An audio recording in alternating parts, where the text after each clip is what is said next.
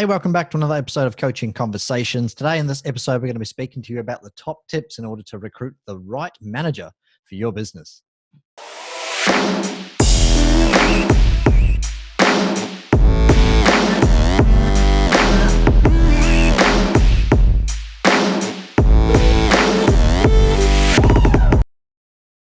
Hello, welcome back to another episode of Coaching Conversations with Nick and Chris. Today, we're going to be breaking down the topic around what the top tips are to find and source the right manager for your business. This is something that was, I saw or came across on our Facebook group recently. So we thought we'd dig into this topic today.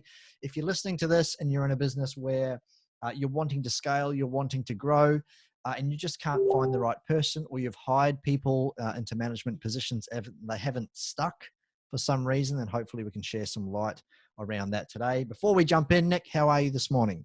I'm doing very well, thank you. Today I thought I'd put a shirt on because I'm feeling a bit shirty. Shirty and fancy, perhaps. And fancy. Very fancy. Yeah. Very good. How was your weekend? It was very good. It went past really quickly because I was kid sitting and dog sitting. Yes. My wife was away with the girls from Thursday, so yes, doing that, did a bit of work on the caravan, went out to dinners a few times. Great. I like the old cheapo little holes in the wall, and we went to those, and the kids loved those too. Yes. So it was yummy. We had handmade noodles in Burwood. That was really cool, and I took them to this institution, by the way. It's actually a business called Frango's. That's like Portuguese chicken institution. Wow. It's like he's the original OG for Portuguese chicken. Frango's. And you don't get a lot of choices. It's Portuguese chicken, and actually now they've got pork belly too, so you can go that way. Good. All right. And it was really good. It's the one that they've created mayo and chili sauce mixed together. They were the originals. Should be tried by everyone. It should be tried by everyone, absolutely. So if you're in Sydney, including vegetarians. No. Yeah, exactly. Yeah. If you're in Sydney, get down to Frango's. And I don't know why we haven't been there yet. We have to go there. Actually, when we come to the mastermind, you can. All right, let's do that. We can go there.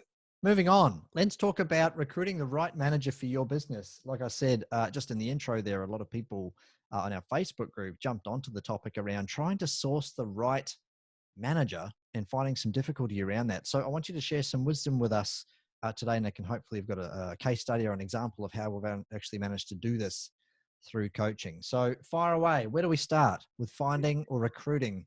Yeah, good. I mean, it's a really good topic. I mean, and I think a lot of business owners need to consider. It's just a function of growth for a business, and I think a lot of business owners need to consider that there needs to be an evolution from a business owner themselves, even if they're an artisan, even if they're a wanted tradesperson, engineer, whatever it may be, the professional, even as a solicitor, sooner or later, if you're going to grow your business and you want it to go from, sole operation to a business, there needs to be a 2IC or the next person or the manager, right? In this case. Now, there's a lot of different managers, so I think first of all is getting clear about the type of manager that you need and a role position. That's very important. I mean, you don't get a systems manager if you need an operations manager. You don't get a, operations manager if you need a warehouse manager. You don't, right? So you need to kind of get a little bit clear about that. And the best thing to do is kind of do your research, hop on Seek or hop on one of these things and just check it out and see what that role does, And if you want to, like a 2IC, they're all probably a general manager, but you could probably get away with an operations manager that's a bit cheaper than a general manager. General manager literally sits under you as the owner and controls the ship. But if you need someone that's a bit more hands-on, maybe they're going to be a little bit more, ops manager. That's how it works. Now, the number one to start with is, I believe, is personality type. I think it's very important. And the reason being is, if you get the wrong manager with the wrong personality, what happens there is that there isn't, a right match there. And now if they're a wrong personality or they rub you on the wrong way, it doesn't matter how good they are. It's just not going to happen. Now, from a personality point of view, you don't want a manager also that's a yes to everything. I want to keep you to your stuff as well. So, sometimes the business owner needs a bit of a, hey, come to Jesus moment, or they need a little bit of a time management moment, or they need a little bit of accountability, all of these things. So I think having a manager like that is very, very important. I think recruiting, in recruiting the right manager, you need to start off with a good personality type. Now, a really good tool to go along with that is a DISC profile. I always think that, DISC profiling, you can look it up, or we can put a link in the show notes for it. Just does just overall personality testing, personality type testing, and just give you an idea of, the 4 kind of, key DISC areas. And I think that that's important that you have that in there. Now, they're not much. They're about like $50 or $70 or something like that. So, it's not ridiculously expensive. Yeah. But I think what happens, is, the 4 Ds are: D is dominance, number 1, I is for influence, S is for steadiness, and C is for conscientious. If you've got somebody that's going to be a very forward-facing manager with the team, you can't have somebody that's just conscientious. They're in the background. They're more an accountant, sit in the back office. They love being there. They're never going to be, conducting the meeting. They're never going to be telling people what they need to do. So you want a mix between a D and I, and also some S, which is kind of, they're actually, tactical, and they're humble enough to get it. You don't want them to be a full D, because D is really dominant. They're the ones that are running the company instead of you, and if that's what you want, cool. But, you don't want somebody that's telling you what to do. You're the business. That's right. So, people can check that out. DISC profiling is very important. So number 1, personality type. Great. And you've noticed I've put it there. I've actually, actually placed it that high because I wanted it to trump everything else, because it's not the, person with the most amount of skill set. It's actually, you got to start with the personality and need to get along with it. So that's very important. Yeah. Yeah. Cool. I mean, you're absolutely right. I think, people talk about hiring around having the people with the right attitude, the right work ethic. But really, if you start understanding their personality, then you can actually learn to communicate with them better. Yeah, exactly. And, people with great skills or great qualifications might be a real asshole. So, and it might just be, because they've been dominant, they've been in dominant-based positions, they've been kind of steamrolling people most of their life. They might have all the accreditations and skills that you need. Correct. If they're not the right fit, they're actually going to shake up that beehive. It's interesting that you should say that, Chris. Sometimes I believe that also that dominant personality sometimes makes the owner feel uncomfortable, because they get whiff of, the owner's got no idea what's going on. Not even know he's running his business, even though it's successful. And all of a sudden they're on the back foot. I'm going to talk about that in the case study in a second. Great. Cool. Yeah. Cool. Yeah. All right. So personality profiling, figuring out personality type. Very good. Yeah. What's next? Number 2 is leadership quality. I think it's very important. If you're a manager, you're there to manage people, right? You're not there to do all the stuff all the time. You're there to get the best out of people. And if you don't have good leadership qualities, it's no good, and by the way, what I mean by leadership is I'm also not going, you need to be a yes man everything, and got to cuddle people and don't worry about their feelings. No, you need to be good, fair but firm. I think that's important. To me, a good manager is fair but firm. Hey, team, we need to get this done. Hey, team, we've got to, there's not a, we'll see how everything goes, and then we'll figure. No, it's like, hey man, we need to get this done, and let's get moving. You know what I mean? So, leadership quality is very important. Now, how do you know leadership? Well, first of all, in the trial period that you're going to have anybody that's going to join your business, you're going to see what leadership, and number 2, you're going to ask them, well, what leadership? Have you studied leadership? Have you, in your past role, have you led a team? And somebody goes, no, I haven't led a team. I don't know about leadership there. So they're going to need that. Once again, depending on the type of manager. If they're more operations, they're going to be very hands-on. They're a leadership straight away. They're good with the people. They know what's going on.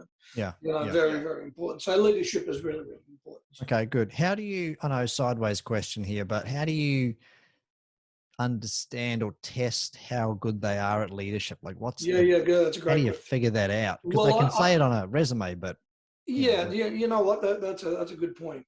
I always think this is why personality sort of comes first, but I always think this, Chris.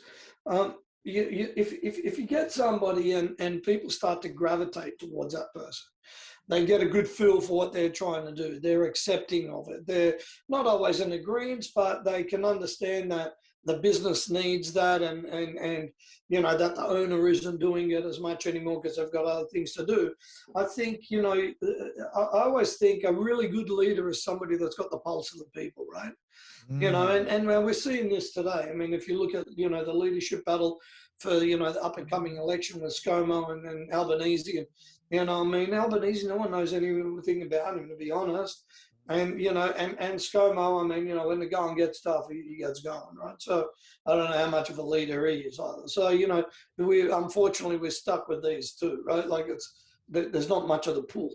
And then again, you look at someone like the US, Joe Biden versus Trump. I mean, man, they couldn't have been in more separate parties if they even tried. Biden's like a half asleep, and I don't know what the hell he's doing. And Trump was, the country was at war with itself. So it's pretty crazy, right? And you can see the two levels of leadership. But from a Trump following, man, he's got a strong following because he tapped into the stupids of the US, and that's what they went with. I mean, he really did. There's that middle to lower class America that, half of their teeth are like this, and that's what he tapped into, on the power of the people, because he understood that anyone that, is really clever isn't going to listen to what he's got to say. Mm-hmm. And Biden's the other way around, tap into the elite, and, it's elite class and all of that stuff. And he's been in politics for 50 years. And do you see what I mean? It's two totally different people. And I don't know how he sort of got elected, but he did. I think people were just over Trump's leadership style and all of that stuff. Very undiplomatic on the world stage, all of that stuff. So coming back to business, it's the same thing. When people connective with you, you're finding that they're very resistant to the manager that you've got in. And this is why it's a trial period. A manager is a key decision in your business. So very much so. Okay, good. Moving on. What's next? Number 3, I believe, is past hands-on experience. I mean, past hands-on experience, you can't go past it. I remember a friend of mine, right? A friend of mine knew everything academically about, turbochargers and V8 engines. And this was back when turbos were the thing, And academically, man, he could, do this magazine and this, but he's never really built a car, right? Or never built a turbo engine car, right? All of that stuff. So, academically, you could roll it with the best. The lifter's got to be at this thing and that cam and, this pressure and this exhaust system. And it's like, sure. Dude, I've never seen you build a car. I've seen you build a part of a car and it didn't look that great. So, you need that hands-on development. Where other people, they're not academically great, but man, they've been, grease on their hands since they were 5. You know what I mean? So to me, I mean, my man was perfect with that. Couldn't write his name to save his life. He taught himself how to read, but man, he could build your furniture that is, artisan level furniture, because that's all he's done since he was 5. That's it, right? His old man taught him, and that was his thing. And he was a true artisan. So once again, I think past hands-on experience is critical. If you can get past hands-on experience in your industry, then even more bonus. You know what I mean? So cool.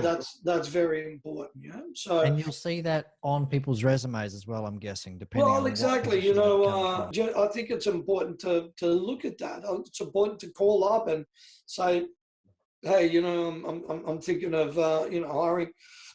Excuse me, this person, what type of experience have they had? Oh, yeah, man, they've been with us 4 years. Oh, very good. Blah, blah, blah. They just want to move on. Sure. Because I think if you're hearing it from 2, 3, 4 people that they kind of get it and they've been working pretty hard on there, it's important. And you don't want the manager to, start at 9 and finish at fucking 4. That's the wrong that's one. right. They got to put the hours in, man. That's what they do. And even sometimes if they got to work Saturdays, they got to work Saturdays. Instruction, it's very common for a manager to do that. Everything in this world is measured on results. I'm not sure what you've got on your page in front of you, but would you be asking questions around that? What did they achieve within their, leadership experience? Yeah. If you're reference checking, I think, results is important, whether you've I helped think case shape a studies are team, whether very you've helped. important. Yeah, right. Like, what have you done? What results? Where did you take the business? Or that division, and that comes from the hands-on experience. I think Yeah, you've got to ask them. What have you done? What yeah, has been, the feather in your cap? What is, where do these type of things? Or, have you got any financial results of what you've, done with the business versus not done with, with the business. They're important. yeah, By the way, sometimes a business owner, sometimes a manager doesn't stay at a place just because either what's been promised hasn't happened, or number two, the project that they went to take on has changed, or, they're just not cutting it from that point of view as well, right? So, sure. so it's not always detrimental from they've moved place, but they didn't get the result, because sometimes, I think of soccer players like that, I remember, for United, we had a player called Di Maria, left winger Yeah. monster, could score a goal, no problem. Like, played for South American teams, and he was a goal scoring machine. No shit. She comes to United, man, and he just didn't perform. I don't know what it was, Got another one, Pogba, same thing. They paid like £80 million for him. Right. Back then, it was massive, one top player. And he's been okay, but nothing to go, all right, he's scoring goal after goal like a Ronaldo, you know what I mean? Sure, So sure. sometimes they just, even though they're that great, they just don't perform. I don't know, like it happens. And that's why you really need a trial period. But, past hands-on experience is 1,000,000% necessary. So Okay, good. they can't be academic, Yeah, that's right. somebody that's been military leader at Duntroon, versus being on the battlefield for 4 deployments of Iraq. They're going to be thinking differently. Yeah, that's a whole different level of experience that leader's going to be taking on, isn't it? So yeah, hardcore. Who do I want the best at security? Ex special forces in Iraq or Afghanistan, because that guy, they're not going to be mucking around. Yeah. It's a good point to make there, though, as well, because this happens to a lot of people that have businesses and they have, let's say, I'm promoting a carpenter to a leading hand. So it's, when you're moving into that leading hand position or any sort of site supervision, you're actually having to manage subcontractors, maybe other employees as well. So there's actually a different skill set. What happens with a lot of business owners is they just take whoever, is a really good chippy and he's kind of been there the longest. And he's super reliable and trustworthy and he's great at what he does. So we'll throw him into that supervising position. And then people do falter because they haven't really had enough support or training or even at what we've just mentioned, experience at actually managing people in the first place. So I think that's something that needs to be, thought of. By the way, look, that's a good point. Now, if they were a plumber at that level and then came over into a chippy leading hand, they're sort of interrelated fields, you know what I mean? Like if you're in engineering and you came over to trade, you're cool. If you went to engineering, you went to IT, but you're still managed in engineering, that's pretty cool. Oh, I see what you mean. Yeah. Do you know what I mean? There's some interchangeable sort of roles. Now, if, I don't know, if you're a manager for, seafood store and you came over to, the building industry, if you've never had any sort of knowledge in the building industry, it may be a little bit hard because it's totally a different model, online retailer or a, lingerie retailer, as an example, is totally going to be different than a carpentry company. I mean, they're still doing a service and a product, but, the retail world is totally different, I believe, than the service-based trade type world, So you've got to think about it from that point. Okay, good. Experience. What's next? This is a really important part that a lot of people don't sort of discuss much, but I believe it's hiring and firing ability. If you're a manager in a role, you need to be able to have the ability for you to identify what the person, is within the business, you know what I mean? Like to be able to say, well, they're not really performing and, they're not really happening, or, hey, we need a new person in that role, we need to hire. I think a good manager needs to be able to have that talk. Team member, it's not really, you're not really performing at the level. This is a warning. Hey, number 3, warning, hey, team member, pack up your bag and leave today. Like there needs to be that. And nobody likes doing that, really. I don't know anyone that's. I love firing people. And once again, they need to identify the talent on the other side to be able to hire somebody as well, and that's why you need that experience. Sometimes a gut feeling is very important. Sometimes looking through that and going, is that the right person or isn't it? Because as you know, in most interviews, everybody's telling you exactly what you want to hear. They're amazing, they're unbelievable. That's right. I think God put them here, right? But the truth of the matter is, when they get into work, I love the old saying, when the green flag drops, the bullshit stops, right? So, you need somebody that's got the ability to hire and fire. Very important part for a manager, because a manager is managing people, managing themselves, and help manage upwards. So it's downwards and upwards. That's a good manager, right? They're the circuit breaker between the two. So sometimes, they need to go have that tough discussion. Hey, mate, you're not performing.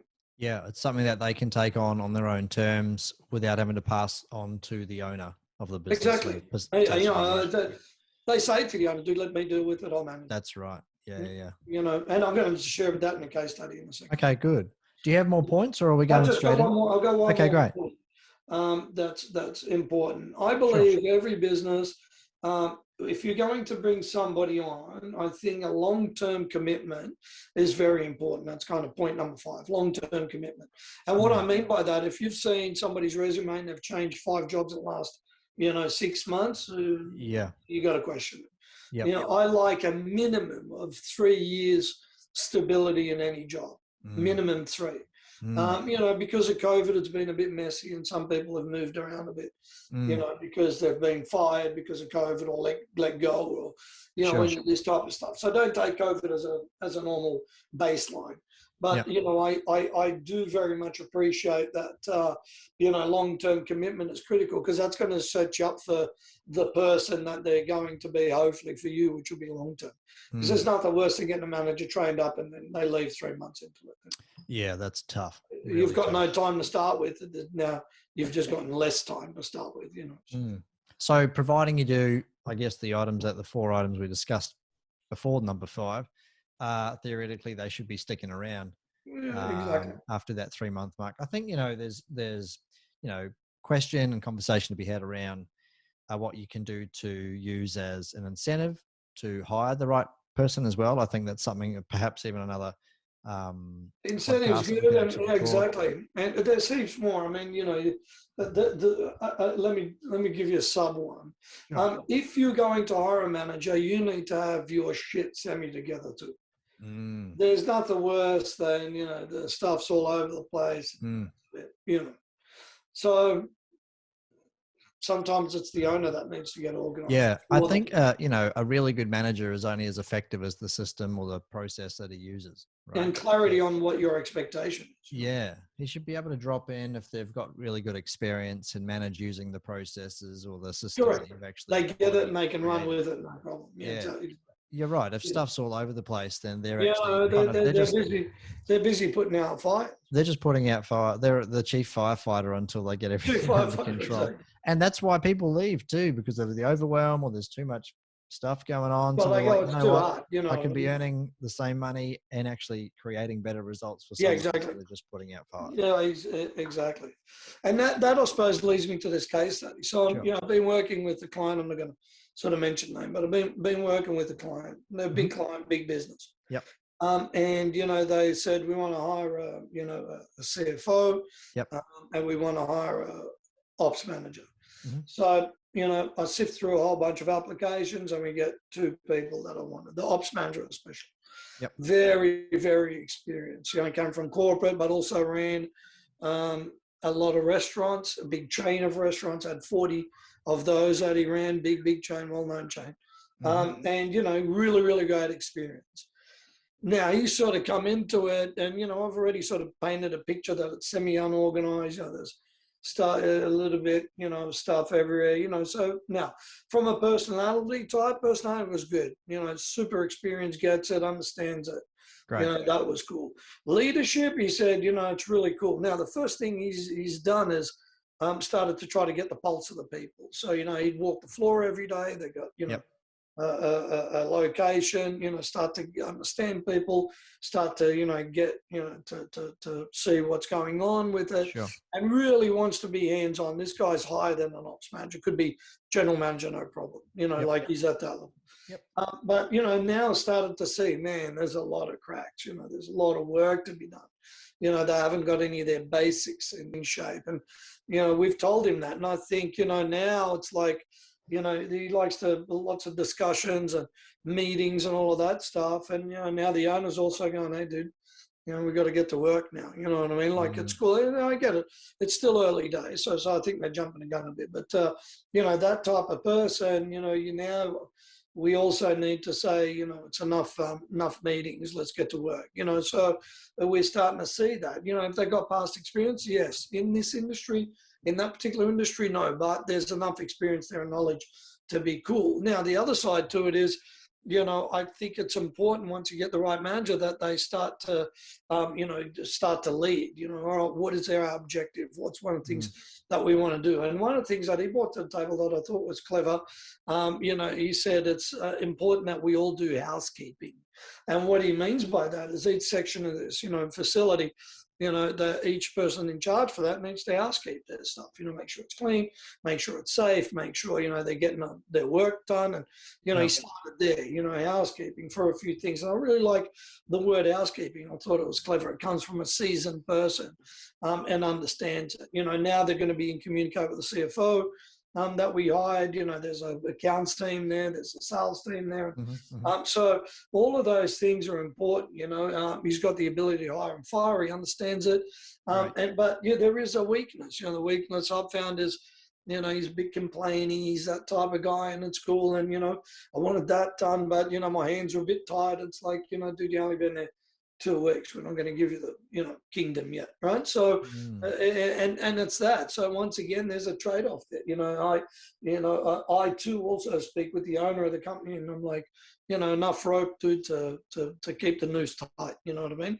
You can't, we're not going to go, oh, here, man, just run the show, do whatever. Yeah. We're like, all right, here's a bite-sized chunk. And that's important as well. With any manager, they could be highly, highly, highly disruptive in a business, and it could cost you a lot of money. I mean, we experienced that ourselves with the company. It was almost a disaster.